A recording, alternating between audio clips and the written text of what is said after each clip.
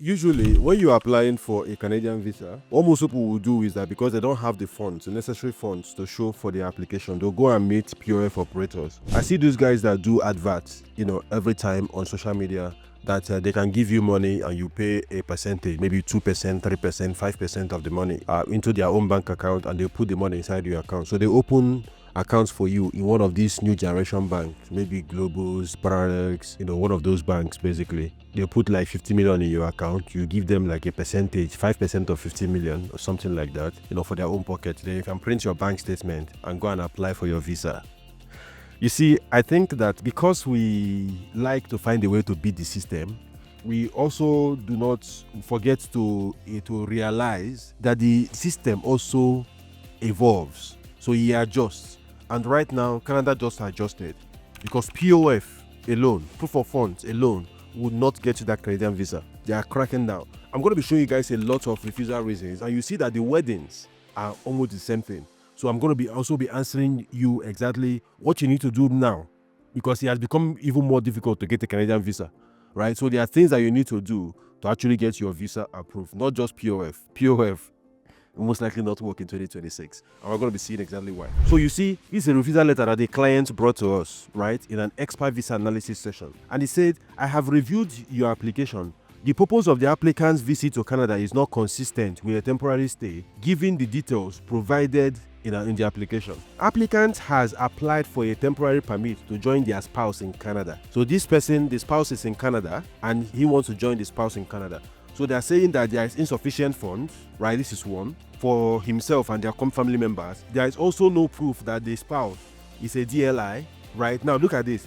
Bank statements provided are routinely low, and I am not satisfied that the applicant have provided sufficient evidence of their economic establishment and unhindered access to sufficient funds to support themselves and dependents during their stay in Canada. So they don't have enough money for their trip.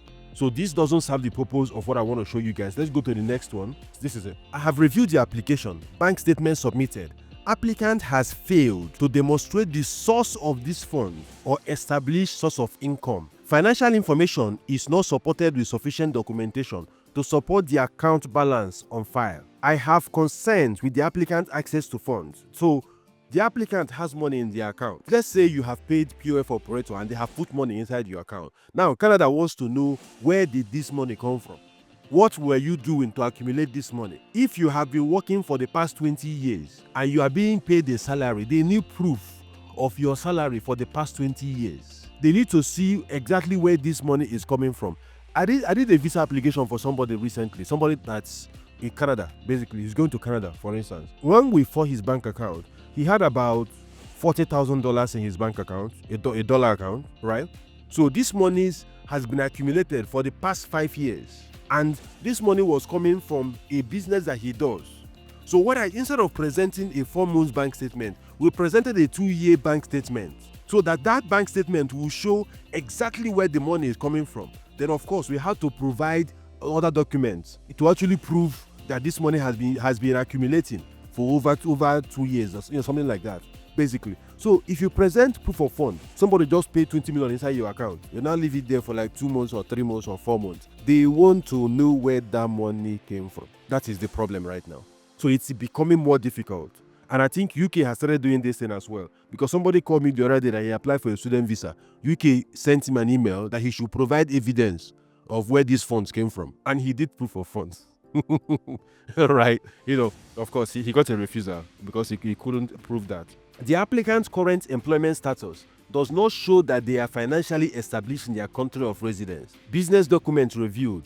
Applicant failed to provide sufficient documentation to establish declared business activity. I am not satisfied, so it is no longer about just having money inside your bank account. You need to prove beyond reasonable doubt where that money actually came from. I can show you a lot of these refusal notices. Basically the same thing. I note that the bank statement on the file show large balance. However, noted lack of proof of source of funds to substantiate the large inflows. There is no proof of where these monies inside this bank account came from. So because our people are doing POF, the system has evolved, it has reacted, and it's becoming stricter. So those of us who have genuine funds to apply for our visas, we will have to do the extra work to show documentation of how we actually came into those monies. So it's becoming more difficult for us because of the actions of a very few people. That is the problem. I was talking to somebody who told me that somebody in the bank is doing proof of fund for them. That they are basically doing fake bank statement for them. And I told her, I said, please do not do this. Because if you get caught now, you are going to be getting a 5-year ban by Canada. That is what is going to happen. They said that no, the person in the bank said that there is a way to verify it inside the bank. I told her that it is not true. It is not true, right? Because if it is true, we are all doomed. It means that every bank statement that we provide, they might start asking us for extra documentation. The fact that you can actually verify, but of course I know it's not true, because the bank has a central, stuff about a verification. So you cannot tell me that every officer in the bank is in your pocket. When the email comes for verification, it is not one person that is going to verify. So, of course, I'm very sure that it's not true, because if it's true, we are all doomed. The income indicated in the employment document does not commensurate with the large deposit. So, I spoke to this lady. She applied for a Canadian visa. She got about she has about 10 million naira in her account. Her salary is about 250k every month. So they know what they are talking about, right? Because if you earn 250k every month, in a year, you're making 3 million naira in a year. Assuming you don't touch your salary at all in a whole year, which is impossible, you are going to have 3 million naira inside your account. So the fact that you have 10 million means that is an accumulation of your salary for over 3 years without you touching your salary at all, which is impossible. So that 10.2 million naira in her account did not come from her employment, and they mentioned it here. They said that the income indicated in employment documents, the income on her pay slip is 250k. The income on her employment letter is 250k. Her bank statement has 250k salary dropping into the account. So the Canada is saying that the income indicated in the employment document does not commensurate with the large deposits. So this monies in your account is not coming from your income. Where did it come from? That is the question. On the balance, I am not satisfied that the applicant has access to sufficient funds to support the truth. And when I asked this lady, where did this money come from? She said that she did POF. So they deposited 10 million naira inside her account. So her money there was the 200,000, really. And Canada saw through that. And of course, she got a refusal. So if I go to the next one, you see that it's something similar again. I have reviewed the application. The applicant's assets and financial situation are insufficient to support the stated purpose of travel. Payment of tuition fee and GIC noted. So this is somebody applying for a student permit, a study permit. He has paid his school fees in Canada in full. He transferred his maintenance fund into a GIC account in Canada. This is one of the best applications I've seen, but he still got a refusal, because they said that the source of the funds is poorly documented, lacking evidence showing how applicants came to accumulate such savings to fund tuition and living costs. They don't care that you have paid your living costs and tuition fees. They want to know where you got the money that you used to do this thing, because of the POF operators.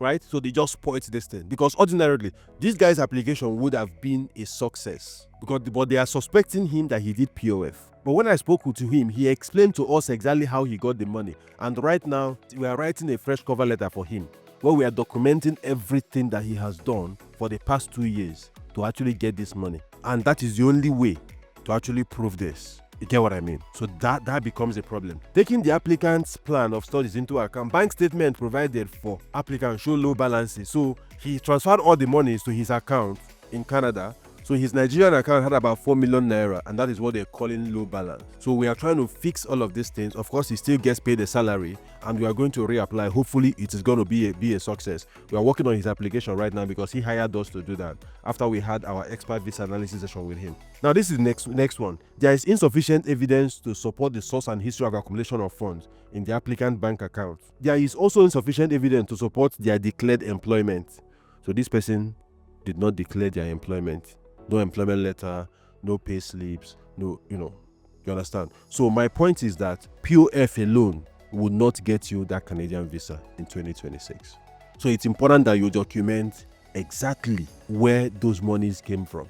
Otherwise, it is going to be a refusal, another one, if you already gotten one before. So if you're watching this video right now and you already have a refusal notice from Canada, right, let us know exactly why your visa was refused. Now, this is the last one I want to show you guys before I let you go. I have reviewed the application. The applicant's asset and financial situation are insufficient to support the stated purpose of travel and all of this. Applicant has been requested to provide tax clearance certificate. So Canada sent him an email and said, please send us your tax clearance certificates. And he couldn't provide it.